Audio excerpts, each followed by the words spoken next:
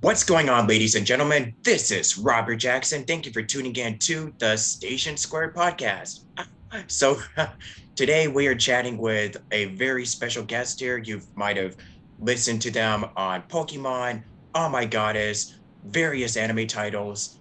They've done a lot of audiobooks and whatnot. So, ladies and gentlemen, allow me to bring to the center of the stage. We have Miss Eileen Stevens in the corner with me today. So yeah, round of applause.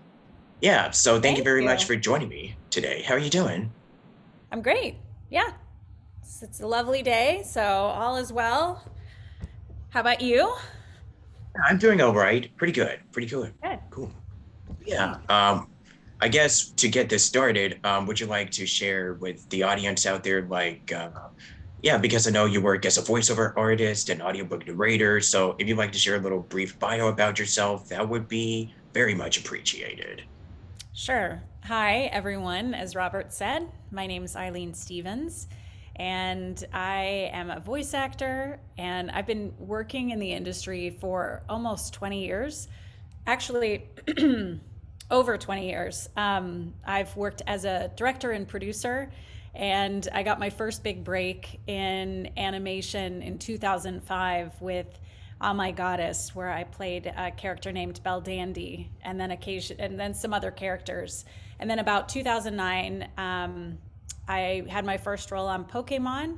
And then I think it was 2010, I started on the Yu-Gi-Oh series, and since then, I've been in other different shows. Around the same time, 2009, 2008 is when I really started doing a lot of audiobooks, which is the bulk of what I do. And I direct some too. And then I do commercial work, English as a second language, and various other things. And I'm also a speech language pathologist that I do work occasionally.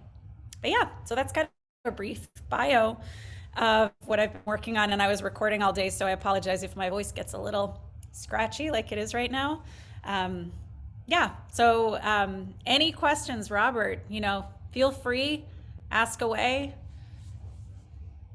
No worries. Not a problem. I guess our time zones are very different because it's just now the beginning of my day, and right after this, I do have work to do. So, but it's really nice that you're keeping yourself busy during this pandemic. So, I guess to break the ice just a little bit. Yeah, before we get on to the main Q&A session. So how have you been doing? What is it that you've mainly been up to I mean, like, besides recording and stuff, but yeah, how is this new, I don't want to say the new normal, but like, how is this whole, I guess, pandemic COVID lifestyle, really affected? No, I don't even want to say affected, but like, with this new lifestyle that we're living in, so what is it that do you have like any fun hobbies or what sort of stuff, other things that you've picked up on since the beginning of COVID? Yeah, so we're now May of 2022, and the pandemic really started in March of 2020. A lot has happened in my life personally. To work back through your questions, since then, I actually lost both my parents, one of whom, my father, passed away from COVID. This is early on in the pandemic, so it was July of 2020. So personally, I had loss from the pandemic. I live in Florida, and I think depending on wherever you're living, Florida approached the pandemic a lot more loosely than some other states and in the country, and then also other countries. So by that, it was like the first 2 months, like most people, March and April, it was pretty quiet. So most things were shut down. And then in Florida, by May of 2020, things were opening up again. And so even though I was wearing a mask, I got vaccinated. Um, it wasn't as much of an isolating event as it might have been if I was somewhere else in the country. Not just because it's warm, but a lot of people were just socializing in ways. I think people came to Florida to escape the pandemic, even though, as we know, scientifically, Uh, it doesn't matter where you are, a virus is still going to be a virus, even if you're by the beach or in a warm climate. Um, it changed things. Like initially, I didn't do enough as much work as I had been, but that was actually short lived. The industry being audiobooks in particular, there was a lot of adjustments, and maybe you've had this, Robert, on your show with other people who have been interviewed, but a lot of voice actors, if they didn't already have a home studio, I already had a home studio, made that transition rather quickly. So there was a lot of adjusting, but there was still a lot of work, especially with audiobooks and cartoons. And, so thankfully, there was still work that was happening. And I think because a lot of people, like Zoom calls and meetings, went online. And so people were watching cartoons. They were, subscribing to Netflix and all the other ones and listening to audiobooks and watching and listening and just absorbing so much entertainment. So professionally, not too different. But again, I mentioned my father had passed away. And so personally, there was a lot going on. In terms of, so where we're at now, I mean, life feels, it's been a couple years since that loss personally, and work-wise, I'm busy primarily with audiobooks. I have a commercial campaign happening. I'm a singer, so I've been singing mostly in churches, a lot of weddings and funerals, and so because things have been opening back up again, I've been doing that more and more, and then various events. So I'm also a singer, and I'm not seeing clients, so I'm not working actively as a speech language pathologist, but I help out with a youth group. I volunteer for anything and everything. Basically, when people need help, from a friend who might be moving to someone who needs a meal because they're sick. So hobbies, I went biking this morning. I walk or I jog. I swim as much as I can. I love being outdoors. It's a benefit of being in Florida, even in the summertime where it's really hot. So yeah, I mean, I guess I cook, but I I don't cook as much as I'd like to. It's usually when I'm cooking for someone else. Yeah, but yeah, and I play piano, and I'm a big reader. I'm a voracious reader, so yeah, so I keep busy. I'd like to say that I'm never bored. I'm never bored. There's always something to do, whether it's work related or life related or, just doing laundry. So, yeah. How about you, Robert? Make the spotlight on me. Um, so first off, I'm very sorry to hear about your loss, and I know exactly how it feels because like recently, I know some people already know this by now, but I recently lost my grandmother, not to COVID, but it was just through health related issues and concerns. But Sorry. yeah, so yeah, yeah, she just passed last month, and we had her service a few weeks ago. So yeah, I know exactly how it feels when it comes to um, coping with the loss. And it feels weird that even though they're physically no longer with us, it's like I was just talking to my mom like a few days ago. You know, life is it's pretty weird. Where like you could be having like a really good day, and then the next second that something like this can just like it just like literally just zooms right in front of you. It just like throws you like a curveball. So it's like yeah, it can be pretty unpredictable you know, with what we go through on a day-to-day basis, essentially. So yeah, I feel for you, and but it's really good to know that you're still, doing all of this other stuff. Like, you sing, you also have been cooking, and you've still been keeping busy with them audiobooks. So yeah, since I am a kind of a food junkie, I gotta ask this. Since you do cook, what are your favorite dishes and meals? What do you like to eat? I like to eat a lot. I like to eat junk food and sweets way too much. But what do I like to cook? Because it's a little different than baking.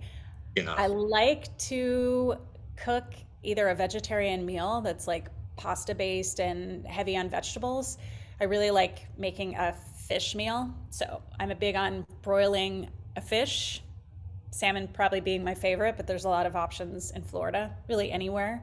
Um, and I'm somebody who loves salad. So I love making a salad that just has the kitchen sink in it. Hopefully it's a healthy salad, but that's probably my go-to. And then when it comes to baking, I'll bake anything from I'm going to be making a fudge to cakes to cookies to different things. I'm really trying to be healthy, but I would say, yeah. So it's a mix between baking and cooking. But I would say a fish meal, a salad, and then sandwiches. I love making a good egg salad sandwich or like some kind, putting together something fish spread, and then making a monster sandwich. So those are my go-tos. Yeah. All of that sounds very appetizing. Yeah. How about But you? Since oh, you're a for me, foodie. Yeah. yeah. So like for me, I just like to eat because I've been digging like a lot of like I do love Italian and like spaghetti, ravioli, Hmm. pasta. Yeah, I said pasta like it's really special. But yeah, I just like to eat a lot of pasta and let's see, what else? I would like to try more Mexican food, like try some of the spicier ones, because I also like to eat a lot of spicy dishes. Like if it's like a burrito or a taco, then chances are I'm gonna put like a lot of, that hot sauce in it to give it that little extra zing, you know? And but as a kid, I used to love like peanut butter sandwiches, burgers, fries, chicken. Yeah, I'm kind of a junkie as well. So yeah, I eat It's like a good. lot of There's a reason why we eat it, Robert. I mean, it's good. It yeah. tastes good, even if it's not the healthiest choice, but it tastes delicious. At the end of the day, it's whatever is I mean you gotta feed yourself with the good old with the vitamins, like with the five foods. What is it? The five food pyramids, where you gotta eat your veggies, fruits, grain, dairy, and one other one. I think it was so it's fruits, veggies, grain, dairy, and okay, I'm probably gonna look this up right now. The Yeah. five, So, the top of the pyramid, the thing you want the least yeah. of is going to be your sweets, desserts, and then you've got like meat and then Oh yeah, dairy, meat. That's it. right? Yeah. Meat and dairy, and then you've got the grains, and then at the bottom it's going to be vegetables and fruit because that's what we're supposed to have the most of. Um, but it's a balance. It's a balance. Like some days you may have two salads, some days you may just hit hard on the pasta, and that's delicious. So I totally get it. Totally get Yeah. it. Yeah. I mean, like, I tried salad recently, when my family and I went to Golden Corral not too long ago, and, it's actually not that bad. Good. I, it's always nice to try new dishes and just to experiment and, just get out of my little comfort zone, you know? Hmm. Yeah, That's what you gotta do. absolutely. Yeah. Yeah. Yeah. So, okay, do you have any other interesting fun facts or trivia that you'd like to Fun share? fact for trivia. That a lot I of mean, people don't know about you. Yeah. I don't, like I've jumped out of an airplane. I've bungee jumped. I lived Wish I abroad. could do that. Yeah, it's one of those. I had a big Sounds birthday. fun and It is. terrifying. I would be up for jumping out of an airplane again. I don't know if I need to bungee jump again, but I'm glad I did it. Uh, when it comes to airplanes, I think I would actually like to learn to fly. But that's time and money. Um, I was in the Peace Corps. I mean, I think some of the stuff is probably on my website, so maybe people already know it. And I lived in the Caribbean for a couple years, and I've done a couple 14ers, which are mountains that are 14,000 feet or higher, because I went to college in Colorado, and so that was kind of a thing we would do. And And I was big on exercising, still am, just getting the body moving. And hmm, what else? What would be something interesting that people don't know? Okay, here's like a weird little fun fact.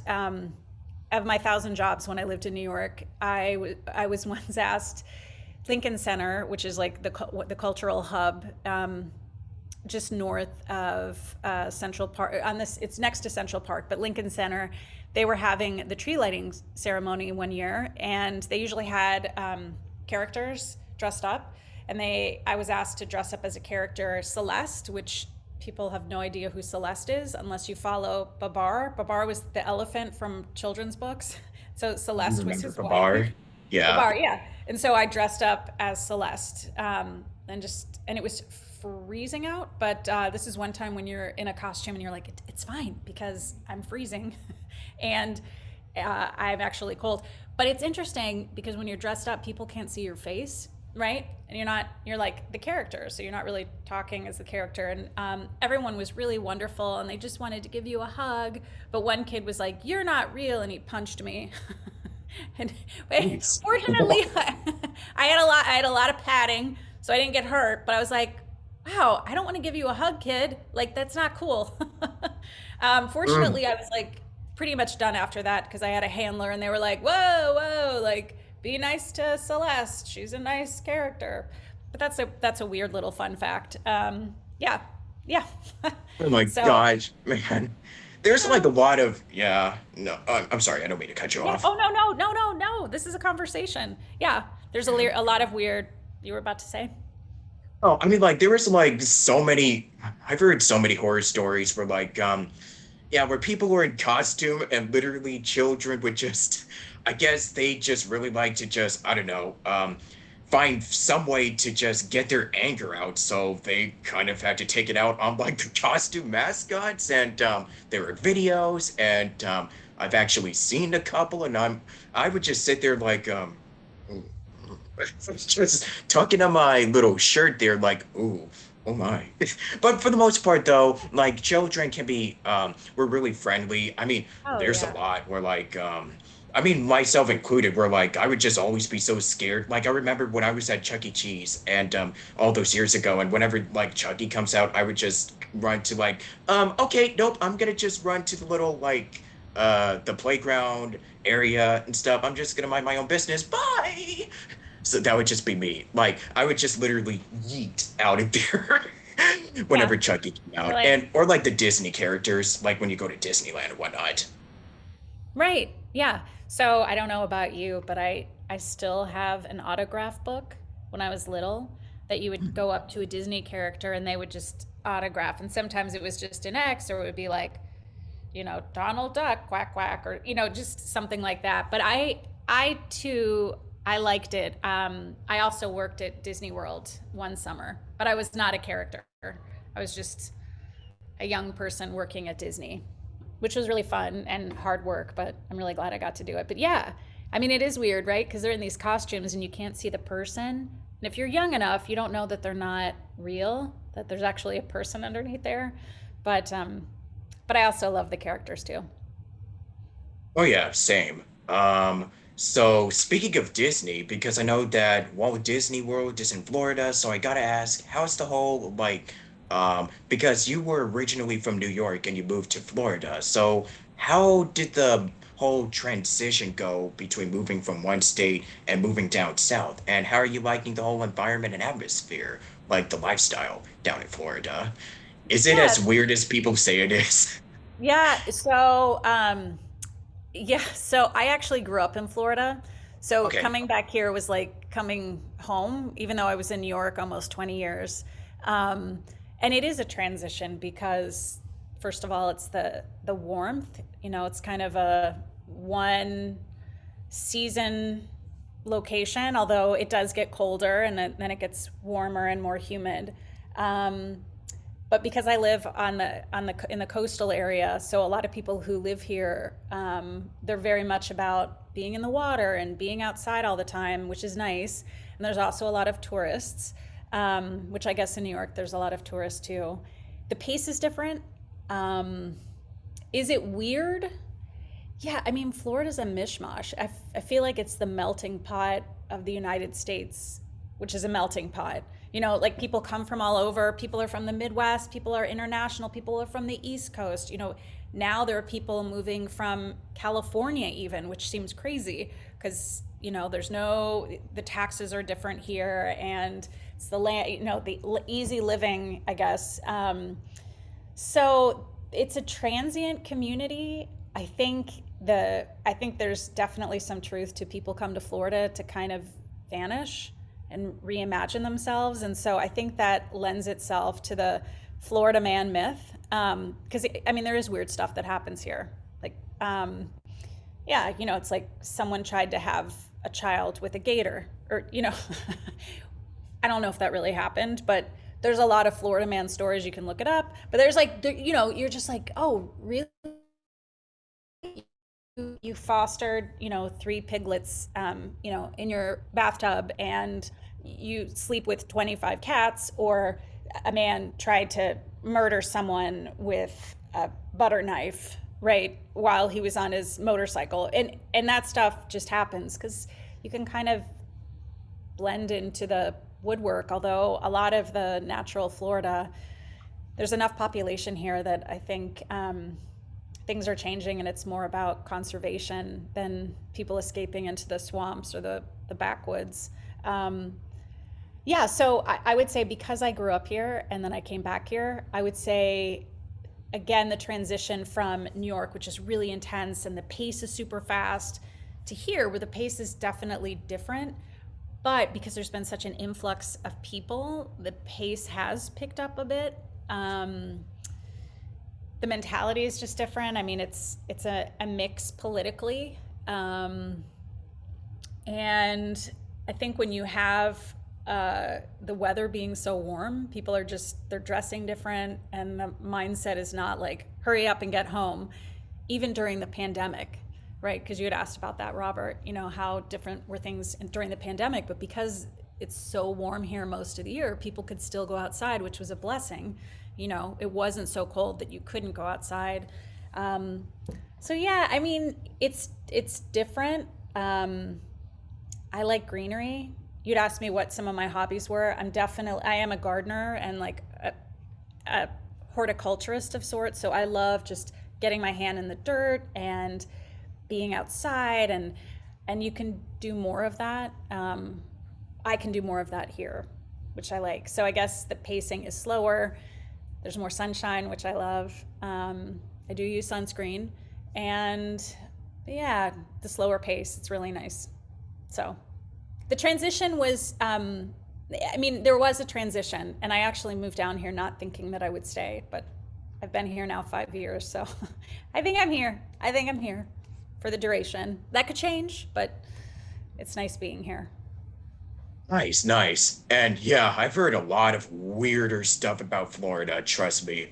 It's kind of like, I don't know if you seen this like one it became a meme or like this one gif of like Bugs Bunny sawing down Florida that was going Oh, around like especially when the whole like the 2016 presidential election happened, which we don't talk about that. yeah. Yeah, but yeah, I mean, it is what it is. I mean, we have a different president now, so it's all good. So, but yeah, it's really nice and interesting how, um, because when it comes to the industry, with how everything just kind of completely just changed. I don't want to say that it shuttered, like it shut down, because voiceover kind of just pretty much grew and evolved, like, um, especially during these pandemic times. It's like you said earlier, everybody was moving into I mean, they've been recording from their home studios, but like to go into a studio to do like auditions or record for anime, video games, commercial projects, and all of that stuff. I know that it kind of definitely changed, and there's been a lot of changes that are happening right now in the industry, even as we speak. So, yeah, I will say, so when you've I mean, I'll get to the other questions in a moment, but we'll talk more about that shortly. But yeah, would you consider moving to like, I don't know, to the West Coast? Because I think in past interviews you've done, you said you've expressed how you would like to move like somewhere to like LA or Las Vegas. But with Florida, I guess you kind of seem to be very comfy living. I guess you're definitely in a really good spot right now. But if the opportunity arises for you to move again to like to the West Coast, would you do it in a heartbeat or nah, you good? In a heartbeat, no, but in a perfect world, I'd love to be able to work in LA. I have a lot of colleagues and friends that are there, and I do like California. LA is a great. I mean, I really enjoy being there. Um, Having yeah, and I'm in a position where I could move. Kind of like in a perfect world, I would love to be able to have a rental that I could go to New York because I'm still very connected to New York or LA. And I don't know, if the right opportunity came along, I might move. I'm not opposed to it, though. I do feel like for now Florida's my home, and New York was my home for many many years, and I still miss it. But yeah, I could be persuaded. I'm not against it. There's a lot of great things in LA and California. I mean, I love California. It's an awesome state. There's so much good about it. It's like landscape wise, Northern California to Southern California. You have the water, you have the mountains, you have the desert. I mean, it's an amazing place to be. So, and there's just the industry is really the busiest in LA when it comes to animation and cartoons. So, yeah, I mean, it's a great place to be for sure. No, you're definitely a nature type of gal. Yeah, well, and I mean, in LA, even you're not far from the Mountains are water. really beautiful. Yeah, the Yeah, water, the by the mountains. Yeah. mountains. Yeah, you've got everything. It's a great. I mean, Yeah, it's a drier climate, but it's yeah, lots of definitely. sunshine. It's a little drier, but Yeah. I do really enjoy California for sure. And I did a couple times. I almost did move to LA, and it didn't work out, or the timing wasn't right. So you never know, Robert. It could It's happen. pretty expensive over here. It is. Um, Florida's yeah. different though. Oh, oh yeah, I can't even imagine. I do know that it rains a lot down in Florida, and I think I checked the forecast before I actually recorded this, and apparently there's gonna be like thunderstorms and whatnot. And all I keep thinking to myself is, okay, can we like please have more rain? Oh, yeah, by the way, I'm in the Orange County area, like closer to Los Angeles, so like the SoCal area, the industry, Yeah. the big hubbub of entertainment. So not too far from it. But yeah, we just really have not been getting much rain. I mean, it used to rain a lot when I was younger, when I was really little as a kid, but we just haven't in the last few years, and um, I'm sad. It makes me sad. Yeah. But yeah. So okay. Um, I think I might have told this before, but I'm kind of curious. So when did you actually get started with everything that you're doing right now? Like whether it's acting, singing, and just everything that you do. Like where did your creative roots first stem? From when you were a wee little lad? When did this all begin for you? Going back to your Yeah. childhood days. Yeah. Yeah. So I suppose I've always been creative, and I've as far back as I know, I've always been a little entertainer. Not necessarily seeking the spotlight, but I was just always kind of quirky, and I would do voices, and I just was really goofy. Someone would turn on music, I'd be the first one to dance. Someone, needed to lighten up the situation, the moment. I might tell a joke, or I would break out into an accent. And so I've been doing that again for as long as I can remember. I think was in my first play. I remember was in the second grade, and then I was in plays. My first professional play when I was in the eighth grade. I went to high school and I did a lot of plays, but when I knew I was going to college, I wasn't going to study it, and then I ended up getting a BFA in theater, and I still was not going to pursue it, and I went into the Peace Corps, and then I came out and I was like, I'm going to do it. So I've always come back to it. Um, so as long as I can remember, I'm not from an acting family or a performing family. I'm from more of a sports family, which is Okay. probably why sports and athletics are important to me as well. But yeah, it's just, I just keep coming back to it. So my first, I would say my first big break, maybe it was really early on when I moved to New York, which was 2000. My first job was with Theater for a New Audience, and I worked with a famous director and worked with some actors who at the time weren't well known, but one of whom was Idris Elba, and then a bunch of other actors who, and he was so nice. He was, at the time, he was like his first play in the U.S. and he was DJing. I think, I think he still DJs, but yeah. So, and I was just a production assistant. So it's been a cumulative. But to answer your question, I think I did probably 3 times already, Robert. But I guess ever since I can remember, and I've just had seminal moments in my life where an opportunity happened, or I pursued something, and then was like, oh, this is what I should be doing. Oh, I should be performing. Oh, I really do love this, and I'm passionate about it. So, yeah, it's a long time. I've been Wow. lucky. I've been fortunate too to be in the right place, and then also worked on the other side of things in production, and then had opportunities. So, yeah, that seems crazy, but it's been a fun ride. Oh yeah. And funny you mentioned Idris because a lot of people are praising because he was recently in the Sonic movie too, if I'm not mistaken. Yeah. Oh, In the new yeah. Sonic I movie, didn't yeah. see. Yeah, was he great? I didn't see it or hear it. I didn't I've hear us. only listened to like that one line that he said in the trailer.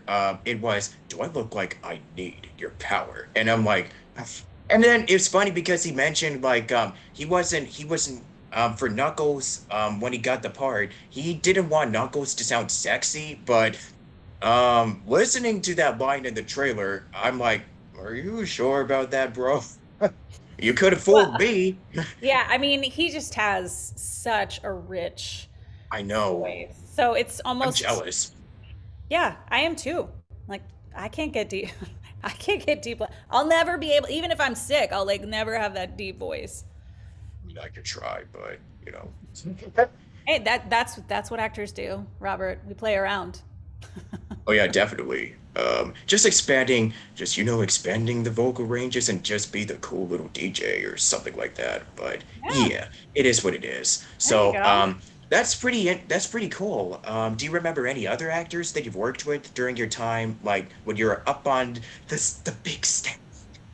Oh, yeah. I mean, as a performer, not so much. Although, I mean, as a voice actor, yes. But I would say the most famous people that I ended up working with was when I was interviewing, doing videos for Entertainment Weekly, and I met just all kinds of people: Justin Timberlake, Alicia Keys, Bono, um, Tony Hawk. I mean, just I met so many people that I would just be interviewing, and it wasn't as a colleague, actor to actor, but it was as a news reporter. And so, yeah, I did get to meet a lot of famous people, which was wonderful. And even directing. Last fall, I got to direct Daryl McDaniels from Run DMC, and that was just an awesome opportunity. It was just, he wrote a children's book, and I got to work with him. So, yeah, I mean, I suppose a lot of the people that you would know in the anime world, people who come from New York, I've worked alongside. So Lisa Ortiz and, gosh, yeah, Sarah, Nata Cheney. I mean, just a lot of different people, but in the voiceover world, which is wonderful. I mean, it's really fun to get to play with colleagues, because we don't get to do that in voiceovers that much. It's often that you're isolated, but every once in a while you can be in a booth together, or you work on a project, and that's super fun. So it's been great too. Ah, nice. And I'm pretty familiar with a lot of these people too that originally came from New York, and they're still working in New York, and yeah, they've been doing a lot of dubs and anime that is being recorded over there. So I think when you mentioned like audiobooks, have you considered like maybe writing your own stuff, or if you have, would you like to share about, I guess, the process when it comes to this? Like when it comes to Yeah. writing children's books and stuff like that? Has it ever occurred to you? So it has, and I haven't written a book. Um, I've written some plays, and as Okay, recently yeah. as last summer, there's a just a very small play festival, but I've been fortunate enough to be involved with it, and it's just a summer event. People write short plays, they get an inspiration, and last summer they chose the play that I wrote, and it was just a short 10-minute play, but it was about a young woman who goes into I don't even know if I had a title for the play, but she goes into a hardware store and she ends up having this moment with a guy that works there because it reminds her of her dad. And it was COVID related. I mean, it was very much autobiographical, but yeah, I'm not as disciplined a writer as I'd like to be. I do like writing. I don't think of myself first and foremost as a writer. And I don't, I'm a little late. There's so many talented writers, especially because I get the opportunity to read them. But I definitely have stories in me. I just haven't sat down where I've had this idea that for sure I know I want to write something. Um, yeah, but yeah. To answer your question, yes. The process for me, I haven't written a novel, but for writing, it's for me, it's a process of getting my ideas down and then editing and going back and editing and then editing it again and getting it to a point where I'm like, all right, that's clear. There might be something that I'd want to change. I think that's true of most things that people write, but my process is one of getting it on paper or online and then editing and going back and clarifying. So it's fun. It's a little bit hard for me because it's just not my natural go-to, and I haven't ever thought like I don't think of myself as a writer, but I definitely write. So, how about you? I'm actually also a writer too, and I know the process of like, okay, so you have this, you get, you have these ideas that you want to come up with, and like you establish like the characters, you have the story, the settings, the world building, and that's kind of something that I would like to do like in the future, like maybe take like a writing class for, screenwriting, scripts and stuff like that, um, because I always really loved storytelling. That's pretty much how I what sparked my interest into voice acting and particularly performing because there's just this joy that you have when you're inside of a character's shoes and you're imagining all of these worlds and you have like all of these really big ideas that you want to put down on paper, but there's always the struggles of like, uh-oh, writer's block, or uh-oh, how can I execute this? So, um, that's something that I am doing on the side, on top